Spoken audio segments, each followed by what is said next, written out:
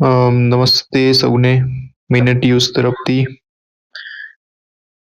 આજે આપણે ફરીથી એક નવા ટોપિક સાથે ચર્ચા કરીશું, જે છે ભારતની ફર્સ્ટ હાઇડ્રોજન ટ્રેન. આપણે બધાની ખબર છે તેમ હમણાં જ આપણા માનનીય પ્રધાનમંત્રીશ્રીએ હરિયાણાના જિંદ ખાતે ભારતની પ્રથમ હાઇડ્રોજન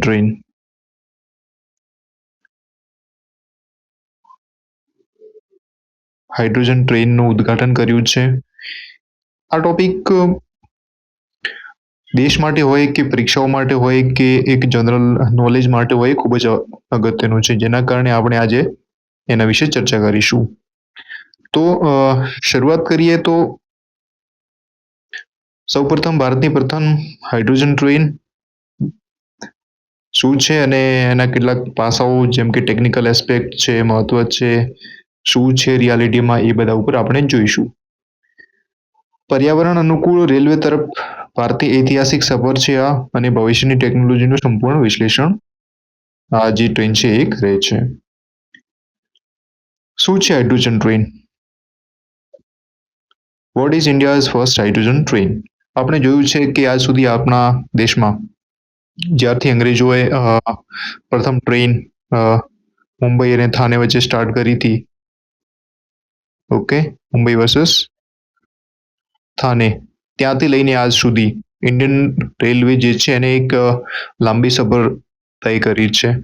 શરૂઆતમાં તમને બધાને ખબર છે કે જે ટ્રેન જે હતી એ કોલસાઓથી ચાલતી, બરાબર, કોલસાઓથી ચાલતી. એના પછી ધીમે ધીમે વીજળીનું પ્રમાણ વધતું ગયું. આજે ઇન્ડિયાની મોટાભાગની ટ્રેન જે છે એ ઇલેક્ટ્રિસિટીથી ચાલતી હતી, અને આ એક નવો ચેપ્ટર છે જે હાઇડ્રોજનથી ચાલશે.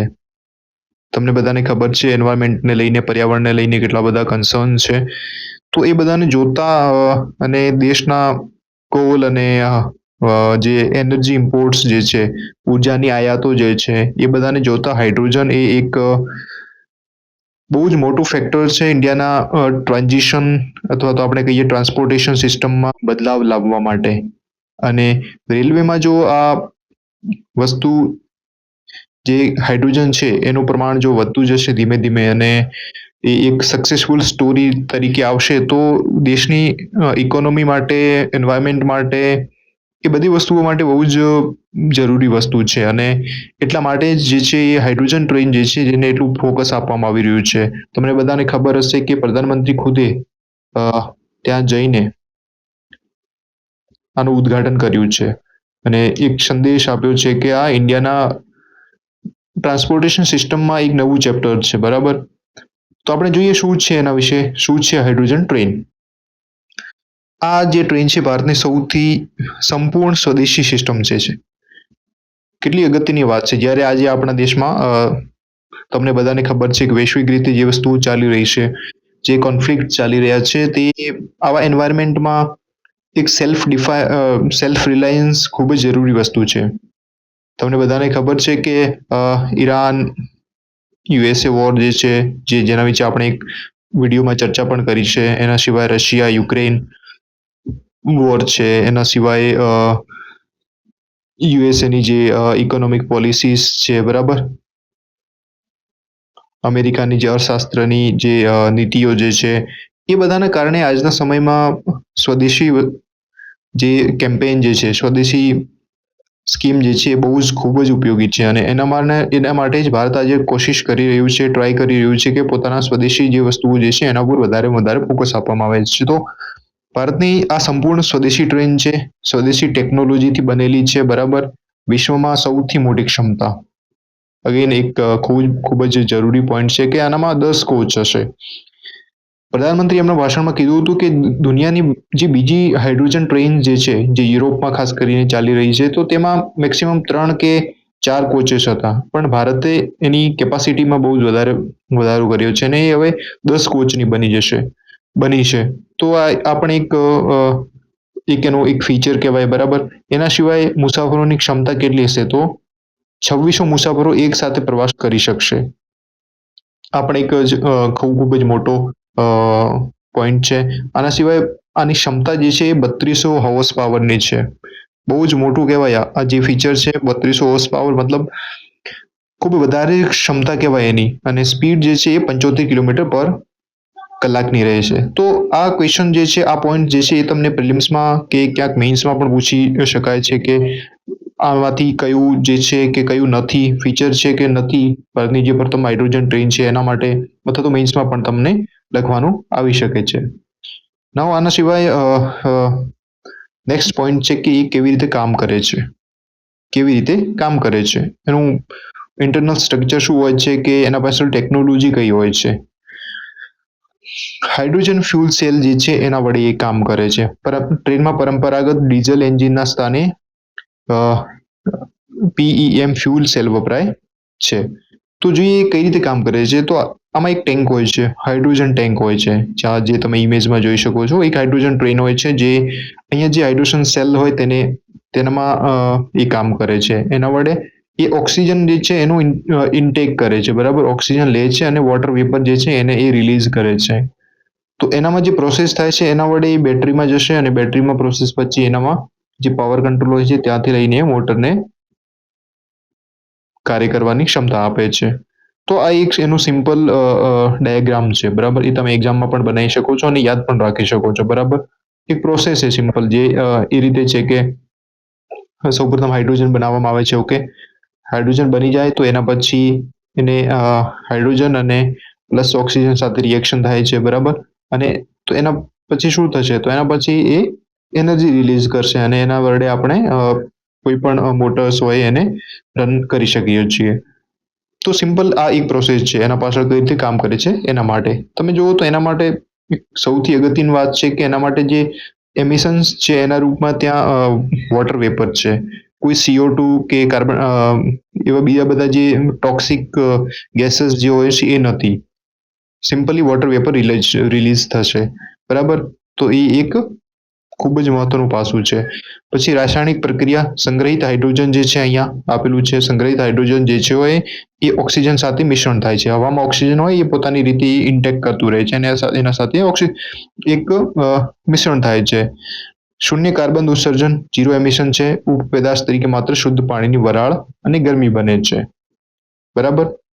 જે એના પાછળની એક સિમ્પલ ટેકનોલોજી છે. આ પણ એક પરીક્ષા માટે મહત્વનું ટોપિક છે.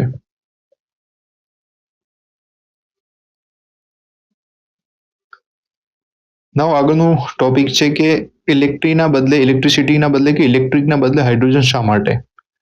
એ પણ એક ખાસ પ્રશ્ન છે કે શાના માટે હાઇડ્રોજનને પસંદ કરવામાં આવ્યું છે કે એનામાં ઇન્વેન્શન્સ કરવામાં આવી રહ્યા છે. સૌથી પહેલું વસ્તુ છે કે મુશ્કેલ ભૌગોલિક પ્રદેશો.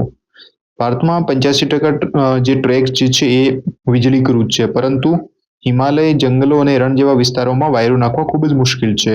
હા, એ રીતે જ જોઈએ કે પર્વતીય વિસ્તારો હોય કે રણ હોય, રાજસ્થાનના કે કચ્છનું જે રણ છે એનામાં કે એવા વિસ્તારોમાં ઇલેક્ટ્રિસિટી નાખવી ખૂબ જ મુશ્કેલ બની જાય છે. તો એના કારણે કોલ યુઝ કરવું પડે છે અને કોલ તમને ખબર છે જે એના જે એક્સટર્નલ ઇમ્પેક્ટ જે છે એ બહુ જ ખરાબ છે. તો એના માટે એક મહત્વનો ઓપ્શન છે આર્થિક બચત. પર્વતીય પ્રદેશોમાં હેવી ઓવરહેડ વાયર નાખવાના કારણે કિલોમીટર દીઠ 2 થી 3 કરોડ તોતિંગ ખર્ચ વધારે થાય છે.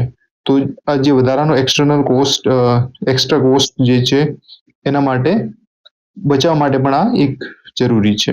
સરળ કાર્યકારી સુગમતા.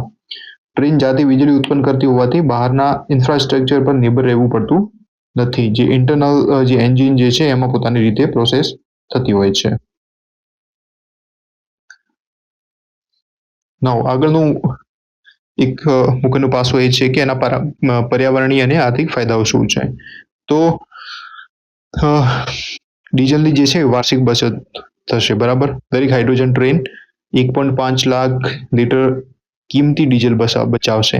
નાઉ ગિવન સિચ્યુએશન કે આપણા ઓઇલ ઇમ્પોર્ટ્સ જે છે એના કારણે આપણામાં કેટલી મુસીબતો થાય છે. તમને ખબર હશે કે હાલમાં જે વોર ચાલી રહ્યું છે, બરાબર, અને આગળ પણ રશિયા યુક્રેન વોર હતું એના કારણે ભારતે યુએસએ જે છે એમણે અને આખું યુરોપ જે છે એમણે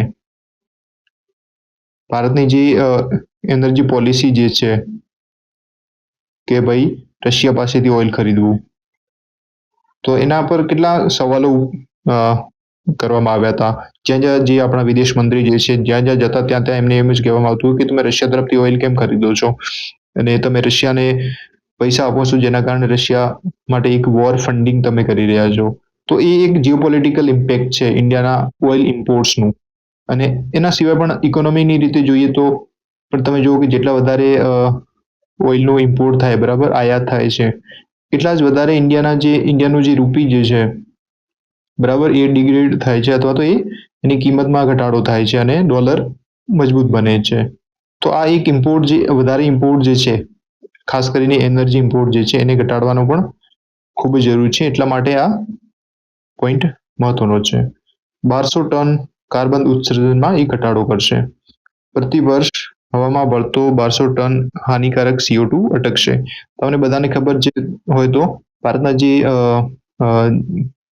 ભારતના જે INDC જે છે બરાબર ઇન્ડિયન નેશનલી ડિટરમાઇન્ડ કોન્ટ્રીબ્યુશન્સ જે છે મતલબ ભારતે જે ગોલ્સ નક્કી કર્યા છે પર્યાવરણમાં તેમાંનું એક છે કે ભારત 2027 સુધી નેટ ઝીરો બની જશે બરાબર. અને એના સિવાય એ પણ છે કે ભારતની જે એમિશન ઇન્ટેન્સિટી જે છે એમાં પણ એ ઘટાડો કરશે.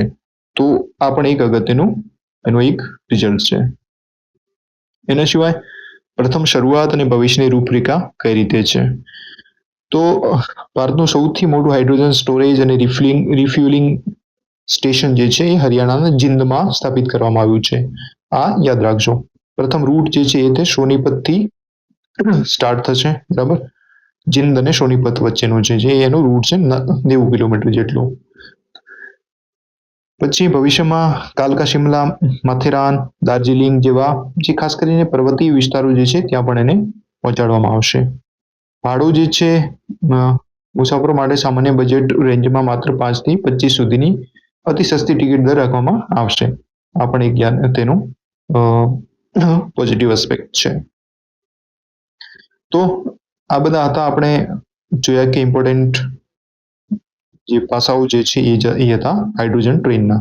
આપણે આગળના વિડીયોઝમાં આવી જ રીતે જે કરંટ અફેરને રિલેટેડ મહત્વના જે ટોપિક જે છે એના વિશે સરળ ભાષામાં અને સરળ સ્લાઇડ્સમાં આ રીતે આપણે ચર્ચા કરીશું સ્પેશિયલી ગુજરાતીમાં. જેના કારણે આપણને અલગ અલગ એક્ઝામ્સ છે જેમ કે જીપીએસસી હોય કે ક્લાસ 3ની એક્ઝામ્સ હોય તો એ બધામાં કે યુપીએસસી હોય એનામાં આપણને પ્રિલિમ્સ અને મેન્સમાં બંનેમાં ફાયદો થશે. આવા જ અલગ અલગ ન્યૂઝ માટે તમે ચેનલને સબસ્ક્રાઇબ કરો અને એનો બેલ આઇકન પણ દબાવી દો જેના કારણે જ્યારે પણ વિડીયો અપલોડ કરવામાં આવે તમને એનું નોટિફિકેશન મળી શકે. Thank you.